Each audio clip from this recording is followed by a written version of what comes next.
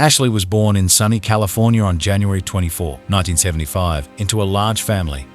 She was the sixth child, so from a very early age, the girl helped her mother with household chores and took care of her younger siblings. Her family greatly appreciated her support, because dealing with such a brood of little ones was not at all easy. But Ashley willingly took on some of her mother's responsibilities. This early independence tempered the girl's character, made her grown up beyond her years. And perhaps because of this, first love sparked in Ashley's heart when she was only 12. The chosen one of the young beauty was a boy named Andrew Steele. The teenagers immediately had a mutual attraction, and tender feelings turned into a serious relationship. Ashley was not prone to frivolous entertainment, parties, or dates with different guys. She was a modest, homely girl and remained faithful to her beloved until the very end of school. The young people made serious plans for the future and dreamed of one day starting their own family. But fate decreed otherwise. After graduation, Ashley's family moved to Minnesota, hundreds of miles away from Andrew. However, the lovers did not stop communicating. They continued to correspond, sometimes met, although now these meetings were rare. In separation, the young couple focused on their studies, preparing to enter university. But at the same time, they devoted all their free time to long telephone conversations. Both Ashley and Andrew were determined to get an education, so that later they could finally unite their destinies and build a happy life together. And so, in 1998, the dream of the lovers began to come true. Ashley successfully graduated from university and received a bachelor's degree. Andrew, by that time, had also completed his studies. Their grand plans were destined to become a reality, not remain teenage fantasies. Immediately after graduation, the heroes of this story decided to get married. It would seem that a cloudless, happy life awaited Ashley and Andrew. They had gone through years of separation and trials together, without betraying their feelings. All that remained was to enjoy love and make plans for the future. Just think, for the sake of this bright future, the girl had been faithful to her chosen one since she was 12. Didn't they deserve happiness? But fate, as you know, has a specific sense of humor. It happens that life takes a sharp turn and cruelly deceives the brightest hopes. Who would have thought that in just a few years, one of the spouses would learn about their fatal diagnosis? What is it like to realize that your life is coming to an end when you are still young and full of dreams and hopes? It is hard to even imagine the despair of a person who understands that they are doomed and that a shared future with a beloved spouse will remain an unfulfilled dream for them. Is someone capable of a terrible, fatal step in such a situation? Is it really possible to commit a horrible crime, taking your loved ones with you? Will true love not stop the killer's hand? These questions will not give peace of mind for a long time to those who know this eerie story, and it is unlikely that anyone will be able to find an unambiguous answer to them. Andrew and Ashley had been building their relationship since their youth. They carried their love through separation and the test of time. For the sake of being together, they got an education and were preparing to enter adult life. Everything was leading up to the wedding. It seemed that long-awaited happiness was just around the corner. However, while you haven't forgotten, let me remind you, because you will definitely forget.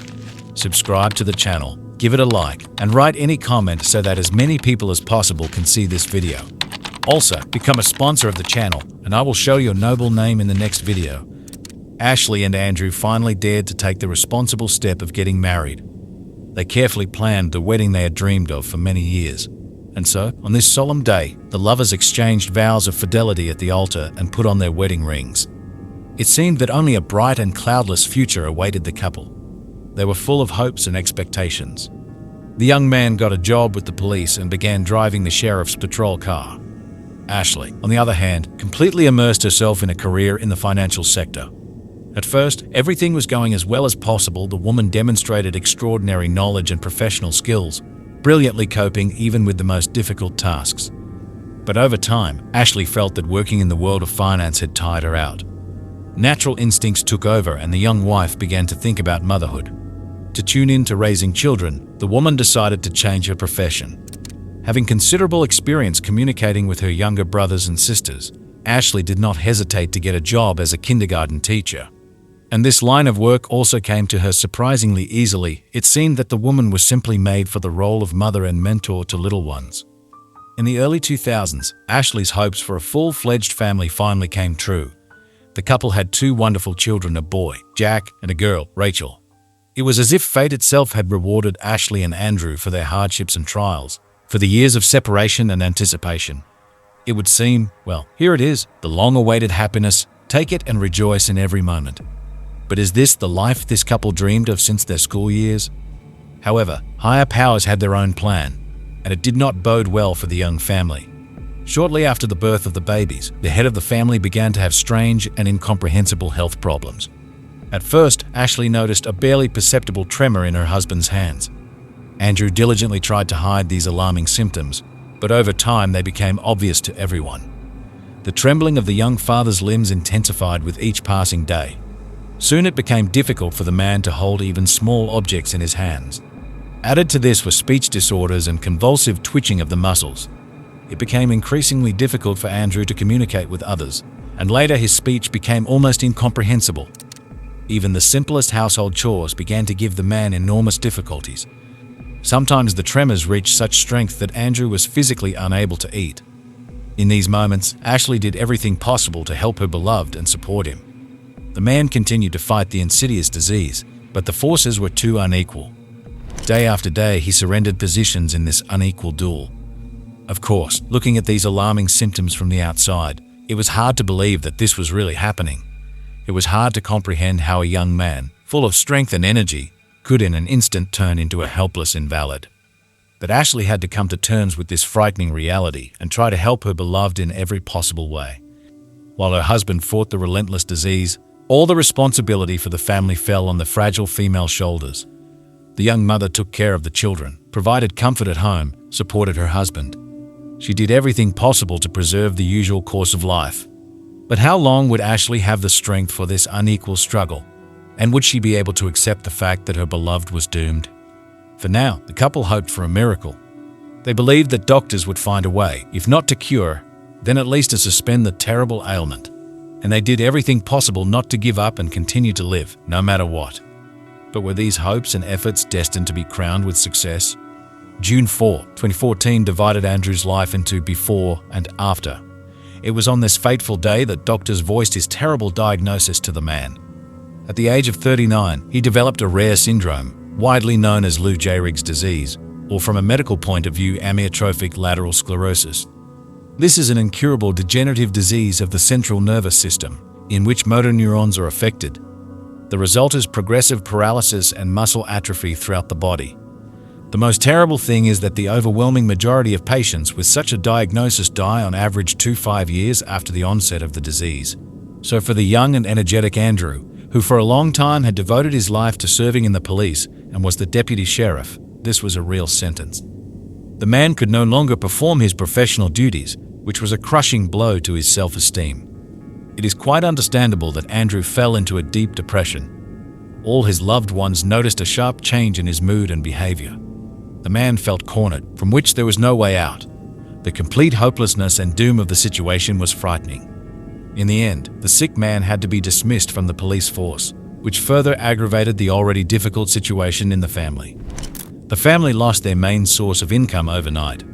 Ashley was not working at the time, having completely devoted herself to raising 2 young children. For the first time, the couple found themselves on the brink of financial abyss, forced to literally count every cent. The entire burden of responsibility fell on Ashley's fragile shoulders, who with her last strength tried to support her husband. The woman took on any part-time jobs, but unfortunately, her income was meager compared to her former salary as a financier. There was a catastrophic lack of money. Despite all the adversity, Ashley did not give up. She continued to support Andrew in every possible way, to protect the children and look for a way out of the difficult situation. Unfortunately, her husband's treatment required considerable funds. Expensive medications and special equipment were needed to improve his condition, which had to be installed right at home. Of course, all this could not completely cure Andrew, but timely therapy and proper care significantly alleviated his suffering, improved his well-being and supported his mental activity. At first it seemed that thanks to the means prescribed by the doctors, it would be possible to at least slow down the development of the terrible ailment. However, the cost of all these medications and equipment turned out to be simply sky high. Against the backdrop of a general deterioration in well-being, the purchase of medicines and care products for the sick man cost the Steele family a pretty penny. But Ashley did not even think of giving up. She was determined to do everything possible to prolong her beloved husband's life and provide him with the most comfortable existence possible despite all the adversities. Realizing that the family could not cope on their own, the couple began to seek support from outside.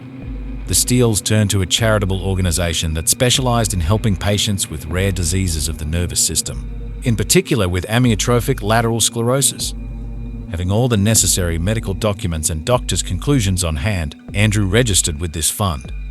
Ashley took over all the negotiations to obtain material assistance for her husband's treatment. It seemed that this was the last hope to cling to. Unfortunately, even this small consolation soon turned to ashes. Some time after the Steeles applied, the charity ran into serious trouble. It was accused of financial fraud and forced to close due to violations found in its work. For the family, this was another heavy blow. After all, on the eve of the closure, the fund agreed to partially cover the costs of purchasing and installing the necessary medical equipment for Andrew. Now this money was burned, and with it all the hopes of the couple. After another blow of fate, Ashley and Andrew had no choice but to turn to friends and acquaintances for help. There were simply no other options. To provide the sick man with everything he needed, it was urgently necessary to raise about $80,000. Surprisingly, friends did not leave the Steeles in trouble. Together they rallied around Andrew and did everything possible to raise the required amount. One of the couple's closest friends took a particularly active part in this. It was he who suggested that Ashley take the initiative into her own hands and announce a fundraiser on social networks. The desperate woman created a special group where she shared the moving story of her husband. She invited caring people to the community who could not only transfer money for treatment, but also spread information among their friends and acquaintances. To attract attention and encourage users, Ashley held online meetings, organized raffles and contests. If it were not for this support of friends and caring strangers, who knows if Ashley would have had the strength to fight. Ahead of her was still a long and exhausting path, the path of a wife who has no right to weakness, the path of a mother who must take care of her children, the path of a woman for whom fate probably had the most difficult test of all possible in store. Ashley spared no effort to draw public attention to the tragedy of her family. The woman arranged online contests, thematic meetings, urged caring people to join in the rescue of her beloved husband, and people responded. Ashley's touching posts and activity on social networks did their job. Funds from hundreds of ordinary Americans began to flow into the account of the improvised fund. Every dollar, every cent brought the couple closer to their cherished goal to provide Andrew with everything necessary to fight the insidious disease. The woman spared neither strength nor time for this. She was determined to achieve her goal because the life of her chosen one was at stake. Until the last moment, Ashley remained a devoted wife, for whom nothing was more important than her husband's health and comfort. Sometimes it seemed that this fragile, quiet woman was able to move mountains when it came to her family. And Andrew, meanwhile, could not believe in the reality of what was happening. Just yesterday, he was a successful policeman, a loving husband and father. Today, he is a bedridden invalid, forced to accept help from hundreds of strangers across the country. The man was sincerely grateful to everyone who responded to his wife's call and supported their family during this terrible time. Hope awakened in him again. Perhaps thanks to this money, it would be possible to fight for life for some more time. Thanks to caring citizens, in just a few weeks they managed to raise over $23,000. With this money, the Steeles bought medicines and special medical equipment that would help Andrew fight the incurable disease. A full-fledged hospital room was set up in their house, with a bed, life support devices, and everything necessary for the sick man. Ashley did not stop there. The woman continued her activities, turning the improvised fund into a full-fledged charitable organization. Now she was helping not only her Andrew, but also other families who were fighting amyotrophic lateral sclerosis.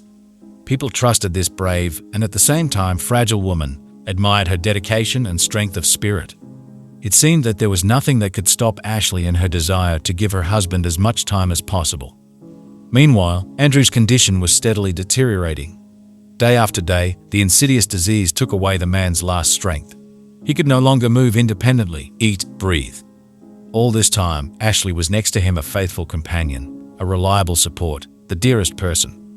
The woman took care of her bedridden husband, tried to make his last days as comfortable as possible. Despite the hopelessness of the situation, she continued to believe in a miracle. And then one day, the dying Andrew asked his wife to do something special. The man wanted to collect a collection of the brightest memories from his life. As if anticipating imminent death, He longed to relive the happiest moments once more, to share them with his beloved. The most touching for Andrew were his school years, when he and his friends formed a music band. The guys performed at school concerts, recreating the images of the legendary rockers from Guns N' Roses. Even now, decades later, Andrew remembered the enthusiastic shouts and loud ovations of his classmates. It was a moment of real triumph that the terminally ill man desperately wanted to repeat one last time. Ashley could not refuse her beloved. The woman made every effort to arrange a real musical show for Andrew and his school friends. By sending out invitations through the charity fund on August 16, 2014, she gathered the whole team that several decades ago had conquered the hearts of the audience on the improvised stage. More than 300 people came to this concert, former classmates, friends, acquaintances. They gathered to support Andrew at the most difficult moment of his life, to give him moments of joy and nostalgia for a carefree youth. Moved to tears, the musicians played with special inspiration, putting their hearts into every chord. This story did not leave even the media representatives indifferent. The story of a man who fights for his life to the last breath and tries to fulfill his cherished dream flew around all local TV channels and newspapers. People admired the courage of Andrew and the dedication of his wife Ashley. However, despite all the heroism of the couple, the finale of this story was inevitable. Andrew's condition was rapidly deteriorating. The man was preparing to meet his death. He talked more and more about farewell, as if he felt that there were only a few days left.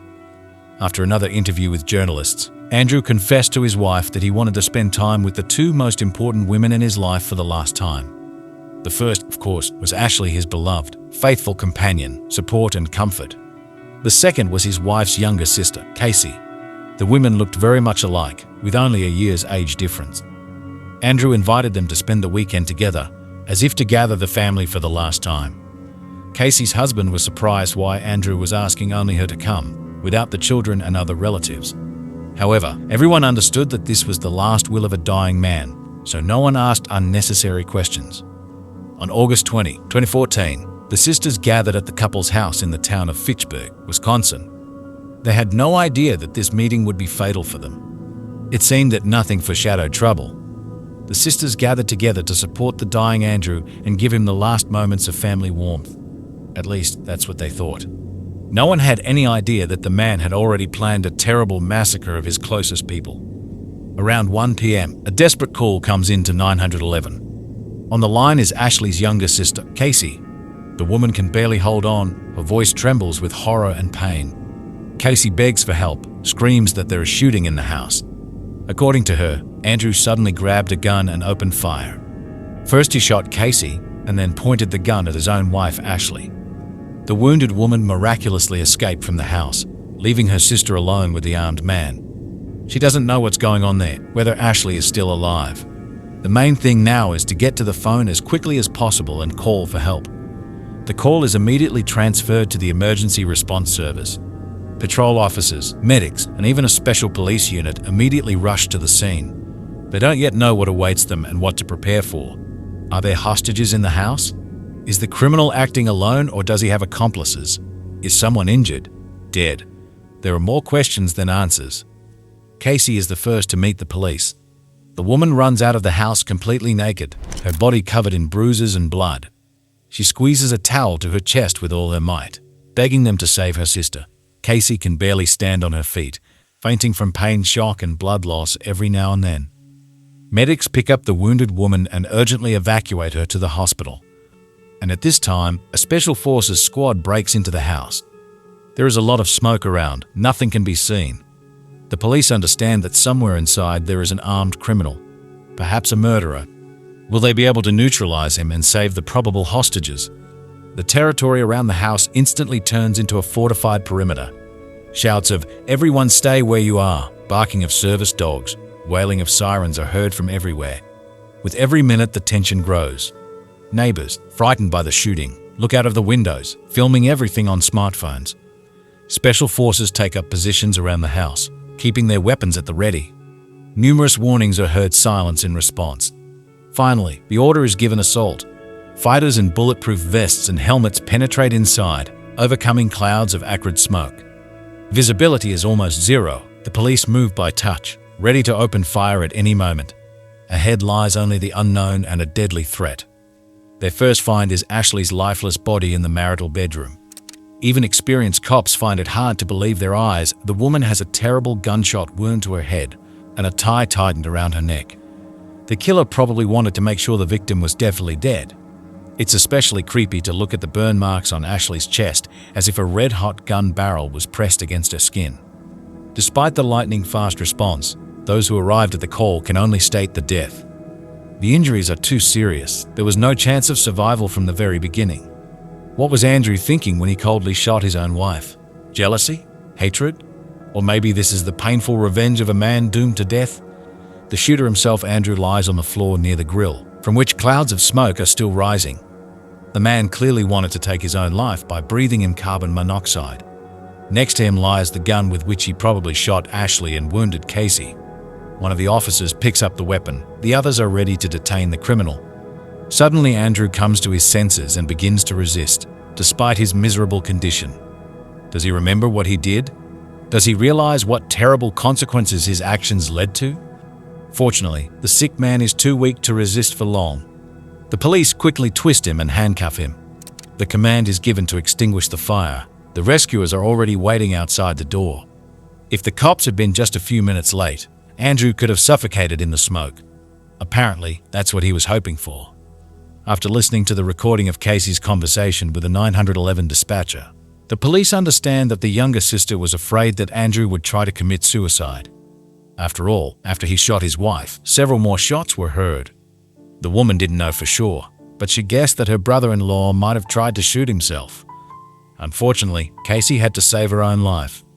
Escaping from the enraged Andrew, she hid in the basement and called for help from there. While Casey was begging for rescue, her brother-in-law was methodically preparing his terrible death, lighting the grill to suffocate on carbon monoxide. An examination of the crime scene only confirmed this version. In addition to a gunshot wound to the head, characteristic traces were found on Andrew's temple, the kind that remain when the muzzle of a pistol is pressed directly against the skin. Obviously, the suicide attempt failed. So what really happened that fateful Saturday? And most importantly, why? The police continue to gather information, trying to reconstruct the events leading up to the tragedy. The first clues are provided by footage from surveillance cameras in a nearby store. The footage shows how, a few hours before the incident, Andrew buys 2 bags of charcoal and a bottle of lighter fluid at once. It turns out that the man was preparing for a terrible crime in advance. At first, the police were inclined to think that the double murder and suicide attempt were not spontaneous. But soon this version faltered. After all, the day before, Andrew himself proposed to organize a farewell party and invited his sisters-in-law to his home. He wanted to spend a fun weekend with his family before he died. It is unlikely that a person who conceived such an atrocity would do something like this. So maybe everything was much more banal. Andrew, who was simply sick with an incurable disease, planned a grill party just as the doctor ordered, collecting the last pleasant memories, and he bought the coal for cooking, and this surprised no one. No one could even think that a monstrous plan was brewing in the head of the doomed man. As it turned out later, Andrew really planned to arrange a farewell party with a barbecue. He wanted to spend time with his closest relatives in a cozy atmosphere, to share warm memories from the past. So it's not surprising that the purchase of charcoal and lighter fluid did not arouse any suspicion among the sisters. They simply decided that the terminally ill man was preparing to treat them to a tasty meal. But if the women had no fears at all, the investigators involuntarily had sinister guesses. Even despite the fact that Andrew himself invited his relatives and had a completely innocent explanation for his purchases, law enforcement officers had to consider the worst-case scenario. What if he lured his sisters-in-law into a trap to deal with them? The massacre seemed too eerie and irrational. However, we police officers are used to suppressing emotions and discarding our own guesses. Instead, we are obliged to carefully collect and study all the facts, even the smallest details, and already on the basis of irrefutable evidence, draw conclusions whether the deed was malicious or whether there was something else behind the attack. The first thing the investigative team had to find out was the condition of the victims. It was not yet known for certain whether the women survived the brutal shooting. Hope smoldered as long as the medics fought for their lives. 38-year-old Casey was taken to the hospital with severe gunshot wounds. All the way, the ambulance team provided her with emergency assistance, but the woman still lost consciousness. Doctors operated on the unfortunate woman for several hours, but alas, the injuries were incompatible with life. Casey died on the operating table without ever regaining consciousness. The news of his beloved's death was a terrible blow to Casey's husband. He was shocked, paralyzed with grief and despair. He sobbed and wailed with impotence, unable to believe in the reality of what had happened. After all, just a few months ago, he and Casey got married and became a happy couple. And now the woman is dead, and 4 children are left without a mother. Unthinkable. Meanwhile, 39-year-old killer Andrew Steele also ended up in the hospital. The police kept a close eye on him. Interestingly, the suspect's condition was not as critical as expected. Yes, there were injuries, but they did not threaten his life. After a few days in the medical facility, Andrew was discharged and immediately arrested on charges of double premeditated murder. On the same day, the suspect had to appear in court. True, due to health problems, Steele did not arrive in the courtroom in person, but communicated with the servants of Themis via video link. A preliminary hearing took place, and the judge had the opportunity to see the accused with his own eyes. It was hard to imagine that just yesterday this emaciated man was one of the best deputy sheriffs, respected by his colleagues and adored by his family. And today he is the main suspect in a high-profile case that shocked the entire state with its cruelty. Andy was arrested and bail was set at $1 million. He was also strictly forbidden to communicate with the children of his murdered sister Ashley and Casey, aged 10 to 13. The kids were temporarily handed over to relatives on their mother's side. On September 11, 2014, the first court session took place, where Andrew finally appeared in person. And immediately questions arose about the identity of the real killer. After all, a recent examination showed that on the shell casing removed from Ashley's body, the DNA of only one man was found, Andrew Steele. Having learned about the results of the tests, the prosecutors' team began to lean towards the version that the suspect planned this crime in advance, acted intentionally and consciously. The evidence turned out to be too eloquent. The prosecution stated that it had conducted a thorough analysis of data from Andrew's mobile phone and found a lot of compromising facts. It turns out that shortly before the tragedy, the suspect was actively searching the internet for information about effective ways to kill. Moreover, his records revealed step-by-step instructions and schemes for committing a crime. The detectives noticed another interesting point the day before the incident. Andrew wrote a will for some reason, as if preparing for a fatal end and wanting to hedge his bets. The prosecutor stated that Steele deliberately invited only women to his home, Ashley and Casey, and he allegedly deliberately did not call their husbands and children, so that no one could prevent him from realizing his sinister plan. After all, Casey's strong and not sick companion would probably have been able to fight back the killer. All these facts seem to indicate the intentionality of Andrew's actions. An especially alarming bell was the suspect's interest in firearms. It was with it that he eventually shot Ashley and seriously wounded Casey. A lot of queries like how to kill a person quickly and painlessly were found in Steele's network trail. And for a bedridden, dying person, small arms are probably the most effective way to deal with defenseless victims. So the prosecution's version looked quite convincing. If it could be proven that Andrew planned the attack in advance, he would face life imprisonment under aggravating circumstances. But there was one significant flaw in this story. The investigation could not establish a clear motive for the crime. After all, according to the testimony of relatives, there was love and harmony in the family. Andrew adored his wife and had a wonderful relationship with her sister. The Steeles also had no financial problems. The man would not have received any payments or insurance in the event of Ashley's death. So what could have pushed a sick man who was barely alive to such brutality? For what reason would he kill his beloved wife and her sister, knowing that he himself had only a few weeks left? Without convincing evidence of intent, it was difficult for prosecutors to count on the jury. The gaps in the logic of the prosecution were obvious. However, given the overriding importance of this case, the court nevertheless decided to continue the investigation, but doubled the amount of bail to $2 million. The date for the start of the full-fledged trial of Andrew Steele was set for April 13, 2015, but the plans changed slightly after an unexpected deterioration in the defendant's health. On February 27, 2015, Steele was taken to the courtroom on a stretcher in extremely serious condition. It was on this day that the next preliminary hearings in his case were to take place. And then there was a sensation. The dying Andrew declared that he did not admit his sanity at the time of the crime. The defense began to argue that the incurable disease affected his psyche, because of which the man lost the ability to distinguish between good and evil. I've been investigating various crimes for many years. I've seen all sorts of things, both cold-blooded serial killers and spontaneous family feuds that ended in tragedy. But the story of Andrew Steele is unlike any of the cases known to me. There are too many inconsistencies, strange coincidences, and incomprehensible actions in it. Who is he really, a calculated sadist or a desperate sick man who broke down? The line of defense immediately took a course towards mitigating the sentence, insisting on the insanity of Andrew Steele. The lawyers argued that the incurable disease had a drastic effect on the mental state of the defendant. Allegedly, due to damage to the nervous system, the man completely lost the ability to distinguish reality from fiction, good from evil. The defense insisted that Andrew was in a deep depression and was not aware of his actions. According to the lawyers, the idea of the brutal murder of his wife and her sister arose in Steele absolutely spontaneously, against the backdrop of a clouding of consciousness. Allegedly, it was an uncontrolled aggressive impulse provoked by the rapid deterioration of health.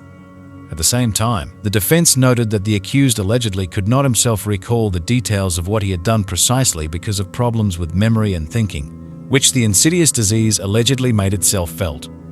In my opinion, this position of the defense did not look too convincing. But in the end, the lawyers had no special choice. They had to prove by any means that Andrew Steele could not be responsible for his actions, because at the time of the crime he was insane. And this, you must agree, is oh so difficult to do when most of the evidence indicates the intentionality and preparedness of the murder. But surprisingly, on March 27, 2015, Andrew himself decided to make adjustments to this defense strategy. He still admitted guilt in the massacre of the closest women in his life. However, the defendant continued to insist that he was pushed to the murder by an extremely poor state of health and not malicious intent. The team of lawyers grabbed onto this change of testimony like a lifeline. Now they presented their client not as a victim of a terrible miscarriage of justice, but as a terminally ill man who committed a horrible crime due to a significant deterioration in his mental state. The defense repeated with one voice that Andrew could not bear full responsibility for his actions because he was guided by an insidious disease that deprived him of the ability to think rationally. But was it really so? Personally, I have great doubts. It still remains a mystery to me how a man who, according to those closest to him, passionately loved his wife, could so brutally deal with her and her sister. Is illness alone capable of turning a loving husband into a cold-blooded killer? Even if we assume that this is so, then why have there been no recorded cases of this before in medical practice? In the end, the question of Andrew Steele's sanity had to be decided by specialists in the field of psychiatry. The court appointed a corresponding examination, and here's what's interesting: the specialist who undertook this case came to rather unexpected conclusions. Dr. Stephen Morse, having studied in detail the history of the disease and the behavior of the defendant, stated, "The diagnosis that was made to Andrew does not belong to mental disorders. Yes, the man really had serious problems with the nervous system, which could affect his emotional state, cause aggression, worsen cognitive functions and memory. But at the same time, Dr. Morse clearly noted that earlier in medicine, there was not a single case described when a person with such a diagnosis became a killer and did not realize the criminality of his actions." This conclusion of the expert was a real gift for the prosecutors. After all, now it was very difficult to assert that Andrew Steele could not be responsible for his actions because of the disease. The defense had to make incredible efforts to convince the jury of the defendant's insanity. On April 13, 2015, the full-fledged trial in the case of Andrew Steele began. The same day that should have been happy for him, if not for the insidious disease on April 13, the couple usually celebrated their wedding anniversary. And now this date has turned into the beginning of a painful and lengthy clarification of who Andrew really is: a cruel, cunning killer or a desperate, terminally ill man. Unfortunately, the defense did not provide convincing evidence of their rightness, except that they called witnesses to tell with tears in their eyes what a really good and loving family man Andrew was before his illness. Or they painted in gloomy tones the mental suffering of the defendant, who found himself in the grip of an incurable ailment. Relatives, friends, and colleagues of Steele vied with each other to assure the jury. After the fatal diagnosis in August 2014, Andrew seemed to have been replaced. He became withdrawn, irritable, obviously fell into depression. The news that he had only a few months left to live literally paralyzed the man. Everyone who knew Andrew well noticed striking changes in his behavior, a deterioration in his psychological state. None of the witnesses could believe that their friend and colleague would turn into a killer just like that, without good reason. However, the prosecutors stubbornly continued to stick to their line. They pointed to strange coincidences and suspicious details that indicated the intentional nature of the crime. Andrew's notes, his internet search queries, a fresh will, the purchase of coal for the grill. The prosecution insisted that all these were elements of a carefully planned murder, and not the result of a sudden clouding of consciousness. Of course, the defense did not give up so easily. They claimed that Steele's strange behavior was only a confirmation of how much the disease had affected his psyche. They say that all these notes, searches, purchases, in fact, nothing more than evidence of a clouded mind in which incomprehensible, senseless ideas chaotically arose. And since Andrew had no clear motive for murder, then, according to the logic of the defenders, the massacre of women was the result of an uncontrolled attack of aggression caused by a painful condition. Further, the lawyers played on emotions. They portrayed Andrew as a loving husband and father who found himself in a terrible life trap. They recalled that ALS affects the nervous system and changes personality, deprives a person of common sense. They called for mercy for the dying man who became a hostage of the fatal diagnosis. Indeed, from the point of view of morality and feelings, Andrew Steele evoked pity and sympathy. On the other hand, emotions are a poor basis for legal decisions. Unfortunately, not all members of the jury understood this. The defense managed to convince most of them of the defendant's insanity. This did not even require a unanimous decision. 10 out of 12 votes were enough. In my opinion, this is a dubious victory that smacks of manipulation and substitution of facts with emotional arguments. But justice is a capricious lady. The jury found that Andrew Steele could not be fully responsible for his actions at the time of the murder of his wife and her sister. Therefore, it was impossible to qualify his actions as intentional murder with aggravating circumstances. As a result, by the court's decision, Andrew Steele, who was recognized as insane, was sent not to prison, but to a psychiatric hospital. It is clear that such an outcome did not please the relatives of the deceased too much. However, the verdict is the verdict. The killer avoided life punishment. To be honest, even now I have great doubts about the fairness and legitimacy of such a finale to this story. What was happening was too strange, illogical, and inconsistent. Is a brain disease really capable of turning an exemplary family man into a bloodthirsty monster? Maybe Dr. Morse was right when he argued that such metamorphoses are uncharacteristic even for the terminally ill. And what about Andrew's motives? Why did he kill these particular women? Why did he do it so brutally? Why did he prepare in advance? Is it really just a clouding of the mind and anger that flared up out of nowhere that pushed him to the massacre? In my opinion, it does not sound too much like the truth. However, formally the court recognized Steele as insane and sent him not behind bars, but to a mental hospital. The case was closed. The sentence came into force. We can only hope that justice has drawn the right conclusions based on the law and humanity. But is it really so? Something tells me that not everything is so unambiguous in this eerie story. There are too many inconsistencies, guesses, incomprehensible actions in it. And if it's not an accident due to illness, then what? Obviously, Andrew Steele's defense clutched at straws, trying to present his strange notes as evidence of a clouded consciousness.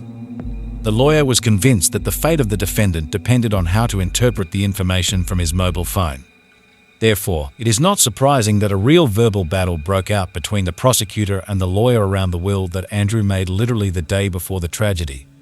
The prosecution insisted that the text directly refers to the preparation for the murder. The defense objected, saying that it was nothing more than incoherent delirium.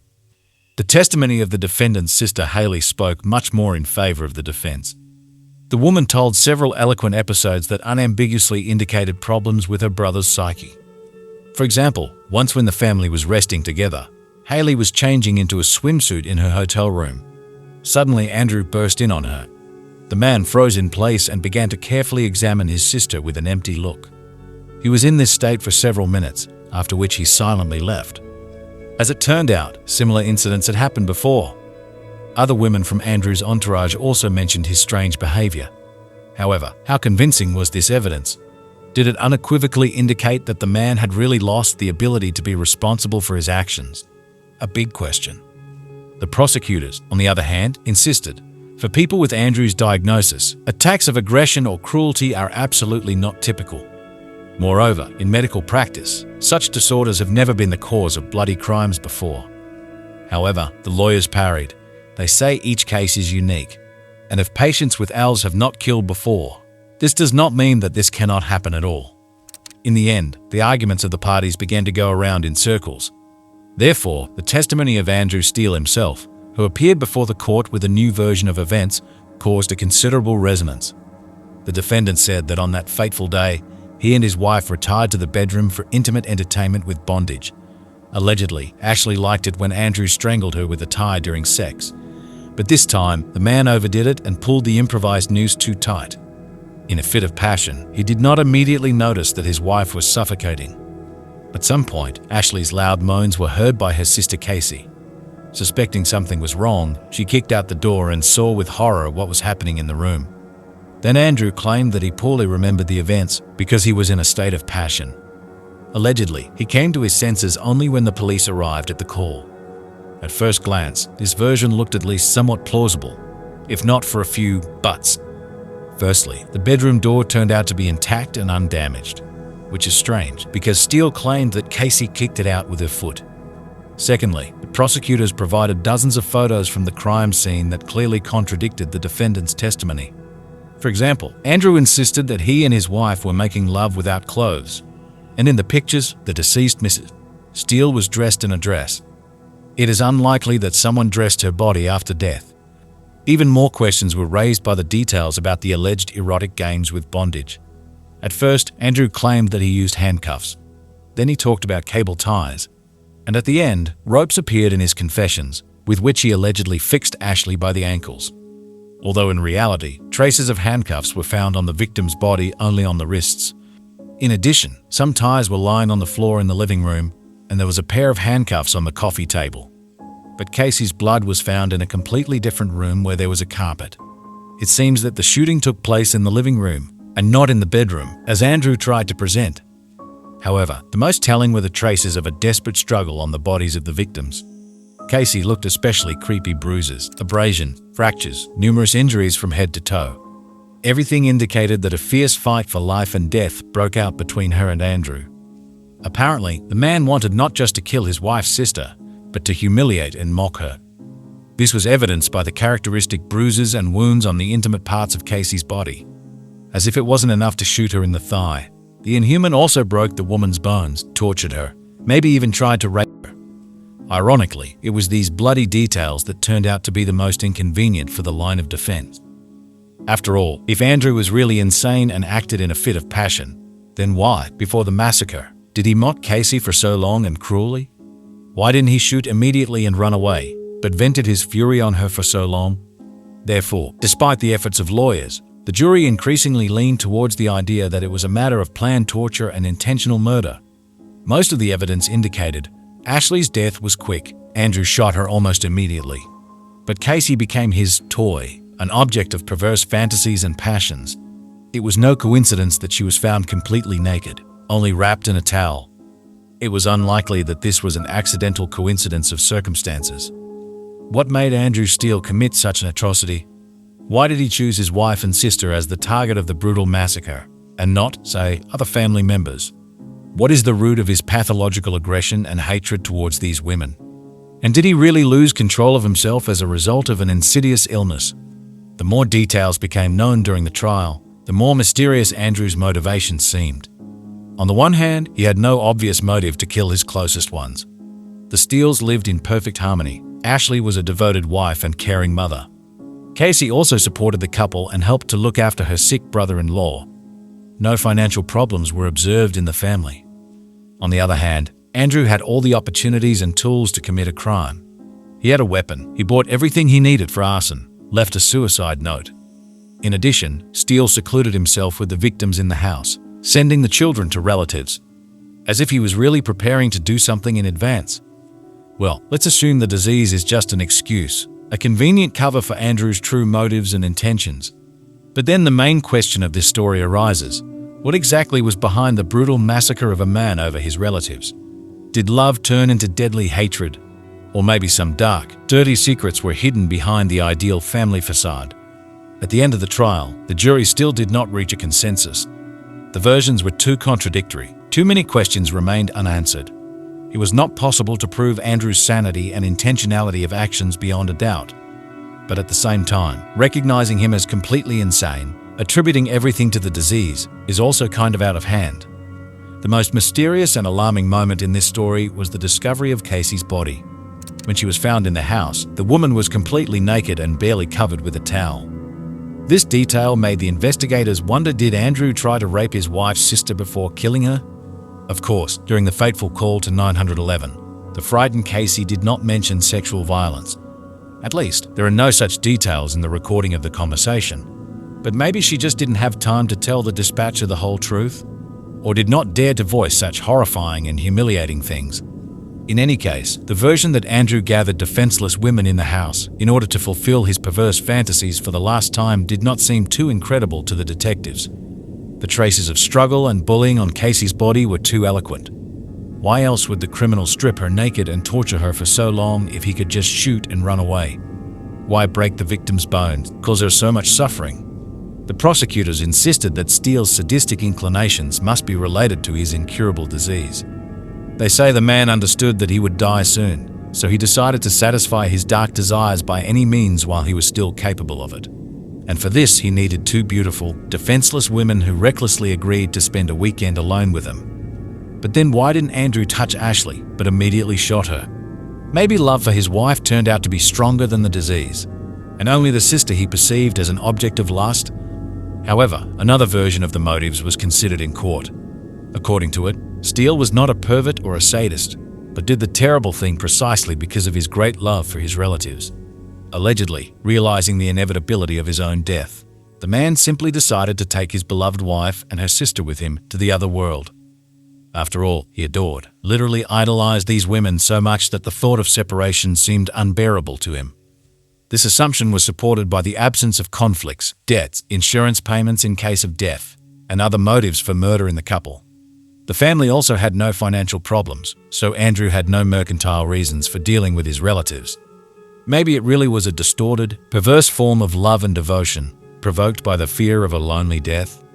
However, personally, I do not really believe in this version. In my opinion, the circumstances of the crime clearly indicated intent and planning. In addition, Andrew clearly realized his actions, understood their irreversibility and dire consequences. What kind of love can we talk about when you first torture the victim for a long time and cruelly, and then kill her in cold blood? No, there was clearly something else here. The prosecutor remained adamant in his conviction until the end of the trial. Steele planned and implemented the double murder clearly according to plan, and his incurable disease is just an excuse and a convenient justification for brutality. For such a particularly serious crime, Andrew's place is behind bars for life. Fate, however, decreed otherwise. After 2 exhausting weeks of interrogations and testimony, on April 23, 2015, the jury finally went to the deliberation room to determine the verdict. And what they decided there shocked everyone, especially the relatives of the dead women. Most of the jury members still believe that due to illness, Andrew Steele did not control his actions and was not aware of their consequences. That he became a hostage of a progressive disease that changed his personality and dulled his sense of reality. So the verdict was unexpected. Steele was found insane and relieved of responsibility for what he had done. Instead of life imprisonment, the man was sent for compulsory treatment to a psychiatric clinic. Of course, such a decision caused a real storm of indignation among the families of the deceased Ashley and Casey. They felt that justice had not been done, that the killer had actually been acquitted and released. The women's parents were afraid not only for their grandchildren, but also for their own safety. It seemed to them that the beast that had taken the lives of their daughters was now at large and could strike again at any moment. Casey's murdered husband generally screamed at the judges to come to their senses and send the psycho behind bars at least until his health deteriorated completely. Well, and then let him live out his days in a madhouse, so as not to pose a danger to society at all.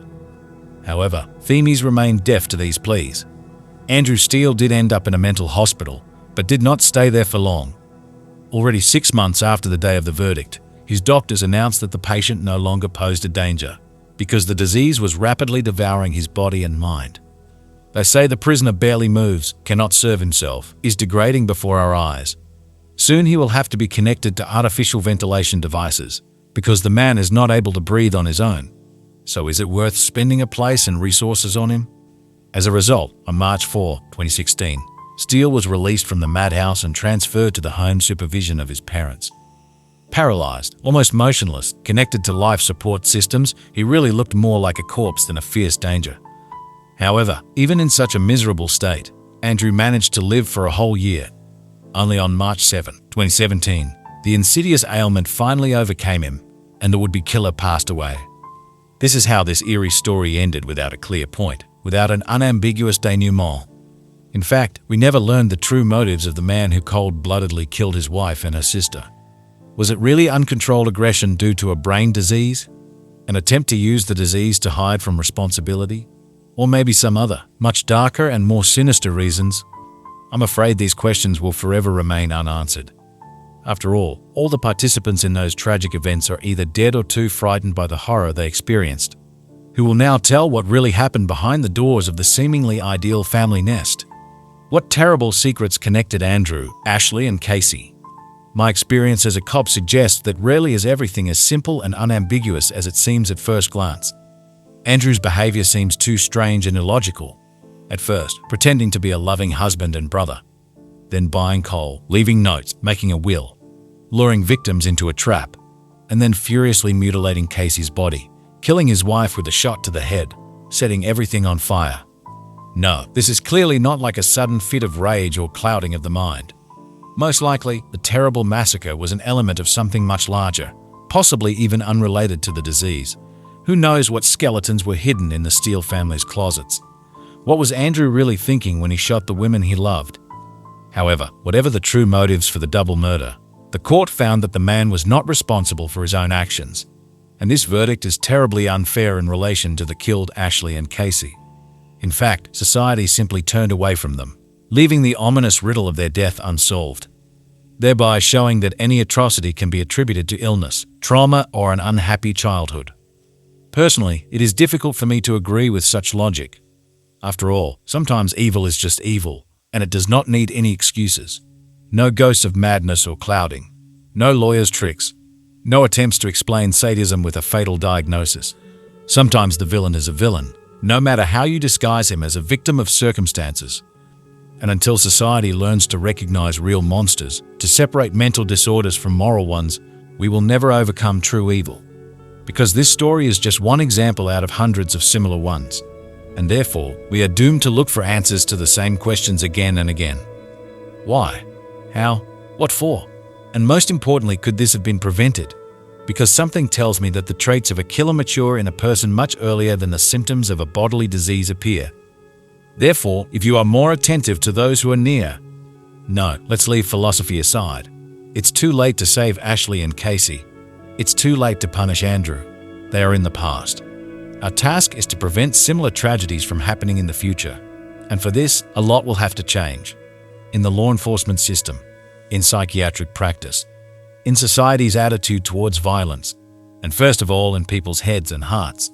And if at least a dozen of you, dear viewers, think about all this, then my work was not in vain. That's all for now. Thank you for your attention. Subscribe to our channel. Take care of yourself and your loved ones. Because the story of the Steele family has shown that even the closest people are sometimes capable of terrible things. And no facade of well-being will save you if a monster is maturing inside a person.